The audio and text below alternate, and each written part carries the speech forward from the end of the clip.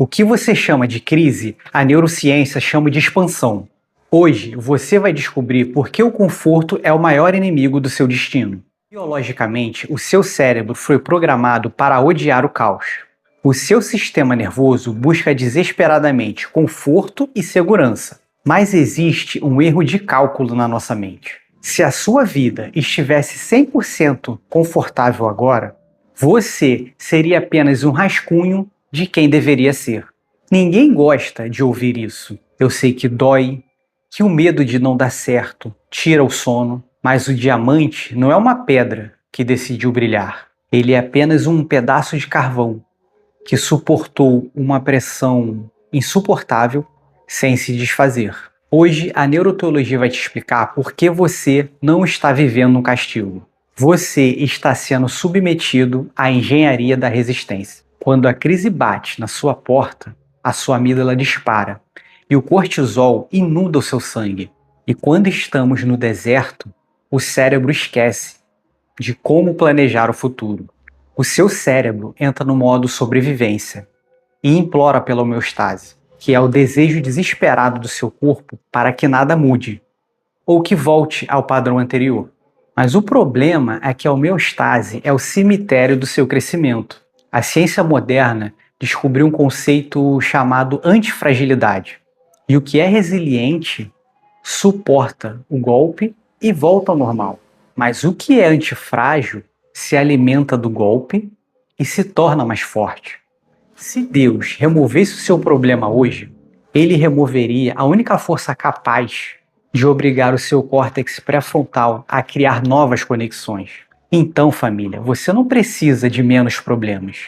Você precisa de uma estrutura mais forte. Então, para você entender como isso funciona na prática, existe uma história da Segunda Guerra Mundial que explica por que os seus maiores problemas são, na verdade, a sua maior vantagem. Na Segunda Guerra Mundial, os engenheiros queriam blindar os aviões que voltavam com furos cheios de balas.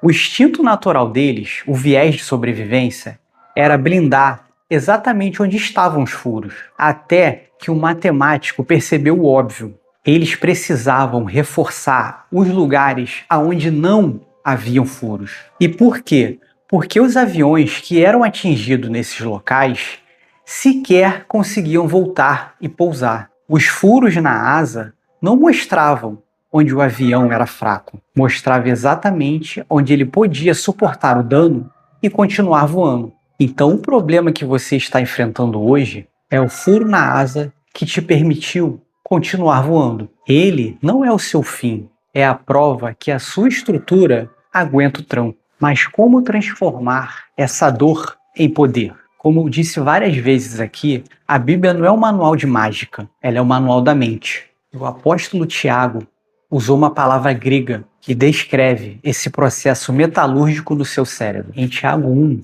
nós podemos ler: Meus irmãos, tende grande alegria quando passares por várias provações.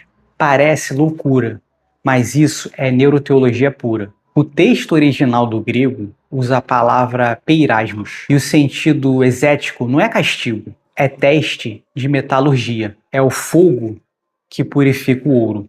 E ele completa dizendo que a provação produz paciência, mas não é qualquer paciência, é uma paciência ativa. A palavra grega aqui é upomoné, e não significa ficar esperando de forma passiva. Significa permanecer sob pressão com o queixo erguido, vamos dizer assim. Deus permite o problema porque o milagre não é o que ele faz por você, é o que ele consolida em você. E Deus, família, não te chamou para decorar o deserto, ele te chamou para atravessá-lo. Sem o deserto, Moisés era apenas um egípcio mimado. Sem a fornalha, o metal não vira espada. Muitas das vezes você diz que está esperando o tempo de Deus, mas às vezes é só procrastinação espiritual. É aquela história do enigma do elefante, que está acorrentado no circo há anos, apenas por uma corda e uma estaca de madeira. Porque quando o elefante ele nascia, ele era amarrado na pata por uma corda e uma estaca.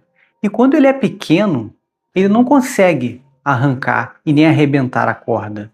Mas quando ele cresce, mesmo sendo capaz de se livrar da corda e da estaca muito facilmente, A memória da derrota faz com que ele se mantenha aprisionado ali. Então, muitas das vezes, somos igual aquele elefante do circo. Vivemos acreditando que não podemos fazer coisas grandes, simplesmente porque em algum momento do passado, ou como éramos quando éramos jovens, ou quando éramos inexperientes, algo deu errado. Então, uma cela aberta ou uma estaca frágil se torna a nossa prisão e limita os nossos movimentos. Mas é preciso assumir o governo da nossa mente. Pare de olhar para o céu e ficar se perguntando por que isso está acontecendo comigo. Comece a se perguntar o que isso está construindo em mim.